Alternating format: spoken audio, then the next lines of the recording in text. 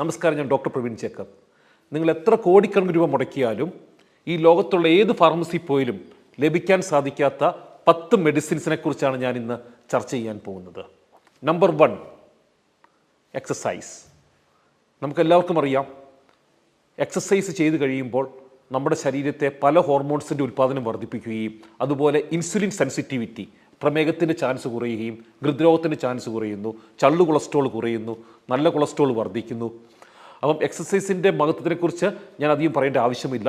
എല്ലാവർക്കും അറിയാം, 1/2 മുതൽ 1 മണിക്കൂർ എക്സസൈസ് ചെയ്ത് കഴിഞ്ഞാൽ പല മാരരോഗങ്ങളെ നമുക്ക് തടുക്കാൻ സാധിക്കും. Number 2, fasting. 2016 നോബൽ സമ്മാനം ലഭിച്ചത് ഫാസ്റ്റിങ്ങിനാണ്. ഇന്ന് ലോകത്തിൽ ഒരു സർവ്വരോഗ നിവാരണി എന്ന് പറഞ്ഞിട്ടുണ്ടെങ്കിൽ അത് വേറൊന്നുമല്ല, ഉപവാസമാണ്. പ്രത്യേകിച്ച് ഇൻ്റർമിറ്റൻറ്റ് ഫാസ്റ്റിംഗ്. നമ്മൾ 16 മണിക്കൂർ ഒരു ദിവസം ഭക്ഷണം കഴിക്കാതിരിക്കുകയാണെങ്കിൽ ക്യാൻസർ കോശങ്ങൾ പോലും നശിക്കുമെന്നാണ് ശാസ്ത്രീയ പഠനങ്ങൾ തെളിയിച്ചിട്ടുള്ളത്.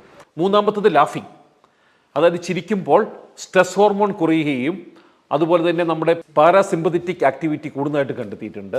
അതുപോലെ എല്ലാവർക്കും അറിയുന്ന ഒരു കാര്യമാണ്, പുഞ്ചിരിക്കുന്നവർക്ക് ആയുസ് കൂടുതലുള്ളതായിട്ടും പല രോഗങ്ങളെ ചെറുത്ത് നിൽക്കാനുള്ള ഇമ്മ്യൂണിറ്റി വർദ്ധിക്കുന്നതായിട്ടും പുഞ്ചിരി കൂടെ സാധിക്കുമെന്ന് പല പഠനങ്ങളും തെളിയിച്ചിട്ടുണ്ട്. നാലാമത്തത് ഫുഡ്. ഹിപ്പോക്രാറ്റസ് പറഞ്ഞു, food shall be your medicine and medicine shall be your food. അതായത് ഭക്ഷണം മരുന്ന് പോലെ കഴിച്ചാൽ ഭാവിയിൽ മരുന്ന് ഭക്ഷണം പോലെ കഴിക്കേണ്ട ആവശ്യം വരികയില്ല. അഞ്ചാമത്തത് നാരുകൾ, അതായത് ഫ്രൂട്ട്സും വെജിറ്റബിളും നാരുകളാൽ സമ്പൽ സമൃദ്ധമാണ്. നാരുകൾക്ക് നമ്മുടെ ശോധന വർദ്ധിപ്പിക്കാൻ മാത്രമല്ല കഴിവുള്ളത്, ഇന്ന് പഠനങ്ങൾ കണ്ടെത്തിയിരിക്കുന്നു, ഈ നാരുകൾ അടങ്ങിയ ഭക്ഷണമാണ് നമ്മുടെ ഗട്ടിലെ ബാക്ടീരിയയുടെ ഭക്ഷണവും. നാരുകൾ കൂടുതൽ കഴിക്കുമ്പോൾ ഈവൻ ബ്രെയിൻ ഹോർമോണിൻ്റെ ഉൽപ്പാദനം വരെ വർദ്ധിക്കുന്നതായിട്ടും കൊളോൺ ക്യാൻസർ മുതൽ പല മാരക രോഗങ്ങളെ ചെറുക്കാൻ സാധിക്കുന്നതായിട്ടും കണ്ടെത്തിയിട്ടുണ്ട്. നെക്സ്റ്റ്, സ്ലീപ്പ്, സുഖനിദ്ര. രാത്രിയിൽ മാത്രം നമ്മുടെ ശരീരത്തിൽ ഉൽപ്പാദിപ്പിക്കപ്പെടുന്ന ഒരു ഹോർമോൺ ഉണ്ട്, അതിൻ്റെ പേരാണ് മെലട്ടോണിൻ എന്ന് പറയും. ഈ മെലട്ടോണിൻ ഹോർമോൺ നമ്മുടെ ശരീരത്തിൽ കൂടുതലുണ്ടെങ്കിൽ, ഉൽപ്പാദനം നടക്കുകയാണെങ്കിൽ, അതായത് കൂടുതൽ ഉറങ്ങുകയാണെങ്കിൽ കൂടുതൽ മെലട്ടോണിൻ ഉൽപ്പാദിപ്പിക്കപ്പെടുകയും അതിൻ്റെ അനന്തരഫലമായിട്ട് കോർട്ടിസോളിൻ്റെ ലെവൽ കുറയുകയും ചെയ്യുന്നു. അതായത് നമ്മുടെ സ്ട്രെസ് ഹോർമോൺസ് കുറയുന്നു കൂടുതൽ ഉറങ്ങുമ്പോൾ. സ്ട്രെസ് ഹോർമോൺ കോർട്ടിസോൾ നമ്മുടെ ശരീരത്തിൽ കൂടുതലുണ്ടെങ്കിൽ അത് രക്തസമ്മർദ്ദത്തിനും ഹൃദ്രോഗത്തിനും അതുപോലെ ഈവൻ നമ്മുടെ ഡൈജസ്റ്റീവ് ഡിസോർഡറിന് വരെ ഒരു കാരണമാണ്. അപ്പോൾ sound sleep is very important factor. അടുത്തത് 7ാമത്തതാണ് സൺലൈറ്റ്. നമുക്കെല്ലാവർക്കും അറിയാം, നമ്മൾ സൂര്യപ്രകാശം നമ്മുടെ ചർമ്മത്തിൽ പതിച്ചാൽ വൈറ്റമിൻ ഡിയുടെ ഉൽപ്പാദനം വർദ്ധിക്കും നമ്മുടെ ശരീരത്ത്. വൈറ്റമിൻ ഡി ഇന്ന് ജസ്റ്റ് ഒരു കാൽഷ്യം ഫിക്സിംഗ് ഹോർമോൺ അല്ല. നമുക്കെല്ലാം ചിന്തിച്ചിട്ടുണ്ട് വൈറ്റമിൻ ഡിയുടെ പ്രധാന ധർമ്മം കാൽഷ്യം എല്ലുകളിൽ ഫിക്സ് ചെയ്യുക എന്നുള്ളതാണെന്ന്.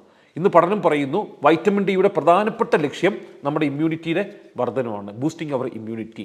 അപ്പോൾ രാവിലെ 1 മണിക്കൂർ ഇളം വെയിൽ കൊണ്ടാൽ വൈറ്റമിൻ ഡി ധാരാളം ഉൽപ്പാദിപ്പിക്കുകയും വൈറ്റമിൻ ഡി നമ്മുടെ ഡിപ്രഷൻ കുറയ്ക്കുന്നു, നമ്മുടെ ചർമ്മത്തിൻ്റെ സൗന്ദര്യം വർദ്ധിപ്പിക്കുന്നു, നമ്മുടെ ഇമ്മ്യൂണിറ്റി വർദ്ധിപ്പിക്കുന്നു, നമ്മുടെ എല്ലുകൾക്ക് ബലം കൊടുക്കുന്നു. അപ്പോൾ വൈറ്റമിൻ ഡിയും സൺലൈറ്റും ഒരു നമ്പർ 1 നാച്ചുറൽ മെഡിസിനാണ്. 8ാമത്തത് ലവ്. നമുക്കെല്ലാവർക്കും അറിയാം, സ്നേഹിക്കാൻ നമ്മുടെ ചുറ്റുവട്ടത്തും ആൾക്കാരുണ്ടെങ്കിൽ എത്ര വലിയ മാരകരോഗങ്ങളാണെങ്കിലും, ഈവൻ ക്യാൻസർ പേഷ്യൻസിൻ്റെ ടെസ്റ്റിമണി വരെയുണ്ട്, വളരെ പെട്ടെന്ന് രോഗം സുഖപ്രാപിക്കുന്നതായിട്ട്.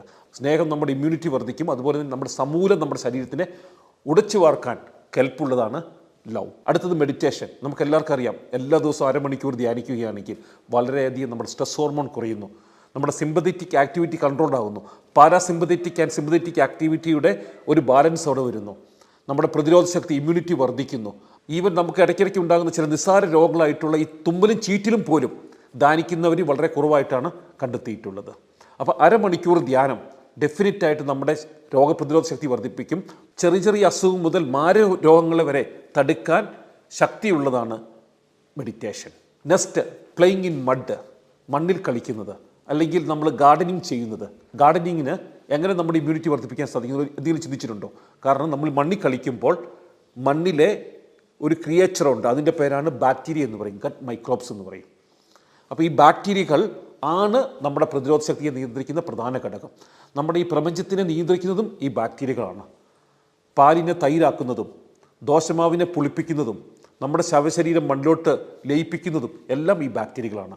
അതുപോലെ ഇപ്പോൾ പഠനങ്ങൾ പറയുന്നു നമ്മുടെ ശരീരത്തിൻ്റെ പല മേഖലകളെയും കൺട്രോൾ ചെയ്യുന്നത് ഈ ബാക്ടീരിയകളാണ്. നമ്മൾ കഴിക്കുന്ന ഭക്ഷണത്തിനെ ഡൈജസ്റ്റ് ചെയ്യുന്നതും അതുപോലെ നമ്മുടെ തലച്ചോറിലെ ഹോർമോൺ ഉൽപ്പാദിപ്പിക്കുന്നത് വയറ്റിലുള്ള ചില ബാക്ടീരിയകളായിട്ടാണ് കണ്ടെത്തിയിട്ടുള്ളത്. അപ്പോൾ മണ്ണിൽ നമ്മൾ കളിക്കുമ്പോൾ ഈ നല്ല ബാക്ടീരിയകളുടെ എണ്ണം കൂടുകയും പല രോഗങ്ങളിൽ നമുക്ക് പ്രതിരോധ ശക്തി ലഭിക്കുകയും ചെയ്യുന്നു. അപ്പോൾ ഞാൻ ഈ പറഞ്ഞ 10 മെഡിസിൻസും നിങ്ങൾക്ക് ഫാർമസിയിലോ മെഡിക്കൽ ഷോപ്പിലോ കിട്ടത്തില്ല. നിങ്ങൾക്ക് ലഭിക്കണമെങ്കിൽ 2 ഫാക്ടേഴ്സ് ഇമ്പോർട്ടൻ്റ് ആണ്: self discipline and self control.